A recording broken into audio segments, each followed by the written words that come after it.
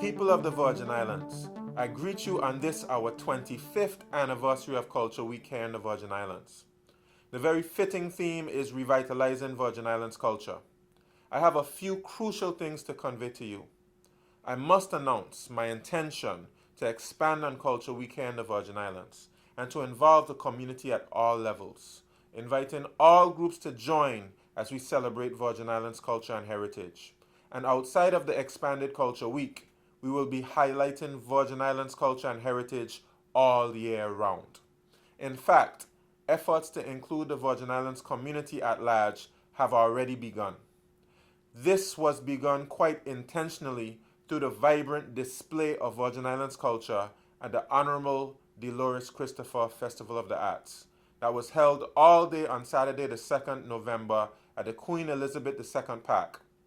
This event was organized by the newly formed Association for the Promotion of Arts and Culture. It emerged from the BVI delegation who went to Carafesta this past August. I made the decision to take a BVI delegation to Carafesta, and it has paid off. The BVI had not sent a delegation to Carafesta in a number of years. This group of young artists are so dedicated that they were able to organize this explosion of the arts in order to highlight Virgin Islands culture, heritage, and identity. I salute them. And now, I have to say how pleased I am to see that our schools were so inspired by the events on Saturday that they have incorporated aspects of this approach into their events for the upcoming Culture Week. For example, the Elmer Stout High School is highlighting our literary, performance, visual, and culinary arts, as well as heritage. I have learned that Cedar School, a private school, is indeed incorporating the same approach as they prepare for Culture Week. This is also happening at the tertiary level, ladies and gentlemen, as H. Lavity Stout Community College prepares to participate in Culture Week. Of course, our primary schools are participating as they always do, and our grand food fair takes place on Friday at the Roadtown Festival grounds. I am aware that we have over 100 nations represented in these Virgin Islands. I invite all nationalities to join into our cultural activities. In particular, I invite all Virgin Islanders and belongers to unite under the umbrella of Virgin Islands culture. Yes, even with all our diverse backgrounds, let us be filled with pride as we honor our beloved, shared Virgin Islands culture, heritage, and identity. I'm speaking here of healing rifts that exist between communities by fostering mutual understanding and cohesion through a shared identity. Allow me to brief those of you who missed the Arts Festival on Saturday that has been so inspiring. At the event, we had activities which got our young ones outside, such as jump rope, and we also had storytelling.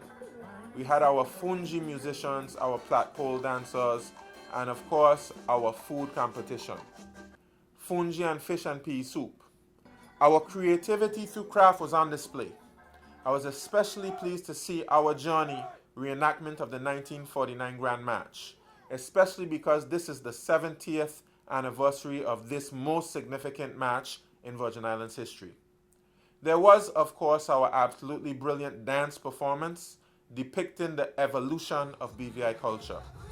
This was followed by the exciting pan-off, which was itself followed by the absolutely riveting cultural interpretation through fashion. Ladies and gentlemen, I took part in the moving spoken word portion of the evening. The evening was brought to a close by the fusion of jazz and fungi, which warmed my heart. We had our literary arts tent as well as our visual arts tent, which showcased pottery as well as paintings. I saw with gratitude that the family of the late Honourable Dolores Christopher, after whom this first arts festival was named, took the stage and spoke to us. Ladies and gentlemen, there's so much talent in these Virgin Islands, and I want to point out that at this event, we brought younger artists together with older artists. It is my full intention to help develop our younger creatives and artists as they take their place in our society. speaking to us on our modern day Virgin Islands cultural identity and society. Please take note that the theme of the Honourable Dolores Christopher Festival of the Arts was the evolution of BVI culture. As we celebrate our traditional culture and document our journey to where we stand today, it is now time to embrace our modern cultural identity as Virgin Islanders here in these Virgin Islands. This is particularly important in the face of globalization, but even as we have certainly embraced a modern way of living, our traditional ways had tremendous value and we must bring these forward. I speak here of a simple concept known as Sankofa, looking backwards to move forward. In that vein, at our Arts Festival, we honored our trailblazers and culture bearers. Ladies and gentlemen, we have tradition of the arts, and we must know this tradition. And there will be more trailblazers and cultural bearers to become acquainted with. We have a literary arts tradition, a performing arts tradition, a visual arts tradition, among others. At this arts festival, we honor Dr. Quincy Lettsam, Mrs. Verna Penmall, Mrs. Jenny Wheatley, Dr. Patricia Turnbull, and Mr. Hugo Vanterpool in the area of the literary arts. We honored Mr. Elmore Stout, Mr. Kito Reimer, and the Lashing Dogs in the area of performing arts. We honored Mrs. Eileen Parsons in the area of performing arts. And we honored Mrs. Janice George Harris in the area of performing arts, theater. We also honored Mr. Joseph Hodge and Mr. Ruben Vanterpool in the area of visual arts. We honored Miss Maureen Foy in the area of agriculture. I want to take a minute to reflect on our definition of culture. Commonly called a way of life, I can say that culture is much more than our cultural expressions, as wonderful as they are. Culture is an outlook on life, the character of a people, a value system, a philosophy, and our cultural heritage is everything we have inherited along these lines. What is the culture of these Virgin Islands based on? Our industry, our spirit of innovation and adaptation, our community mindedness, our spirit of independence, our green heritage, our gardens, our medicinal plants, our entrepreneurial spirit, our law-abiding ways, our democratic spirit.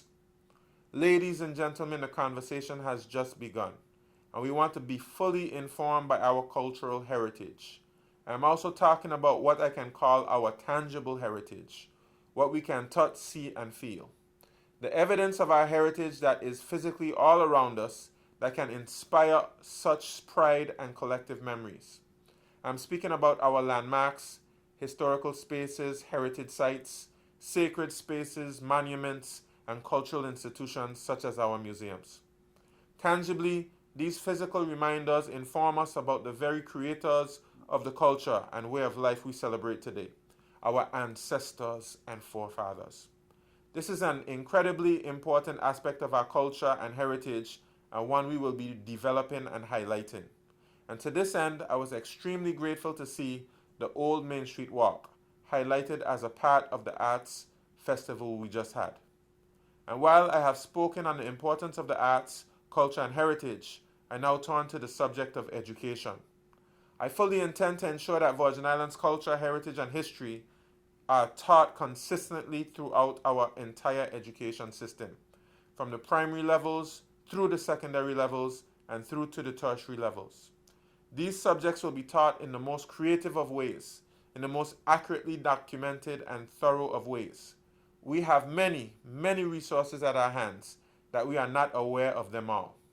There is a significant need to rediscover our culture and heritage, our history, and in some cases discover new knowledge as we engage in new research. And this research must include the voice of our elders from across these Virgin Islands. This is why I'm so excited about the release of the Department of Culture's documentary on centenarians.